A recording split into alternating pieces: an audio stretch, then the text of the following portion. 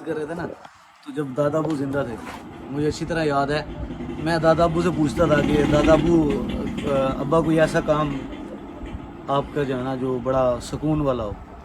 وہ ایک جملہ کہتے تھے یار میں نے پتہ نہیں کتنے بچوں اور بچیوں کی شادیاں کروائی ہیں، مجھے گنتی یاد نہیں ہے. ماشاء اللہ ماشاء اللہ. تو وہ جو ہے نا یہ ابو نے جیسے بتایا نا کہ ہم بھائیوں کے، اور یہ میرے ذہن میں یہ بڑا عرصے سے چلتا آ رہا تھا. وہ میں اکثر آپ کو کہتا ہوں نا کہ یار بندہ گھر کے ماحول سے سیکھتا ہے، یہ بندہ گھر کی تربیت سے سیکھتا ہے. اور مزید میں نے ایک شاید مثال آپ کو دی بھی تھی، ہمارا جب کریانہ سٹور ہوتا تھا نا، قریشی کریانہ سٹور، تو جب کبھی حالات خراب ہو جانے تو ابو کیا کرتے تھے، ہمارا کوئی سامان آتا تھا تو ایک راشن بنانا، کارٹن یا کوئی ایسے تھیلا بنانا، سائیکل ہوتی تھی سائیکل پہ پیچھے رکھ دیا بھائی یہ ادھر اپنے ادھر دے آؤ یا یہ ادھر دے آؤ.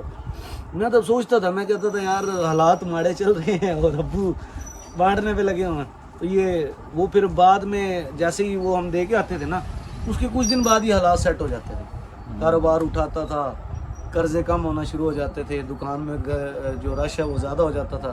تو یہ زندگی میں بعد میں نے فارمولہ سمجھا کہ یہ فارمولہ اور ہے، یہ دنیا والا فارمولہ جو اللہ نے وعدہ کیا ہے جو اللہ نے وعدہ کیا وہ پورا کرنا ہے. مطلب وہ نکالتے ہی تھے اور حالات بہتر ہو جاتے تھے. تو آپ یہ دیکھیں نا وہ چھوٹی چھوٹی چیزیں جہاں اتنی سکھائی گئی ہوں تو پھر تو یہ قطرہ قطرہ کلثوم بننا ہی تھا.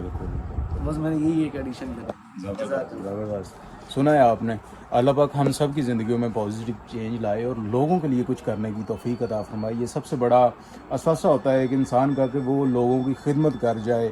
اس سے بڑی بات تو میں سمجھتا ہوں کہ شاید ہی کچھ ہوگی. اپنے لیے تو ہر بندہ کرتا ہے، ہر بندہ اپنے لیے اپنے گھر کے لیے قربانیاں دیتا ہے، لیکن تھوڑا سا ٹائم لوگوں کے لیے بھی نکالنا چاہیے کہ آپ کے تھوڑے سے ٹائم سے کسی کی زندگی میں بہت بڑی بہتری آ سکتی ہے. آپ کے تھوڑے سے قطرے سے کسی کی زندگی میں بہت بڑا چینج آ سکتا ہے. اجازت دیجیے، اللہ حافظ.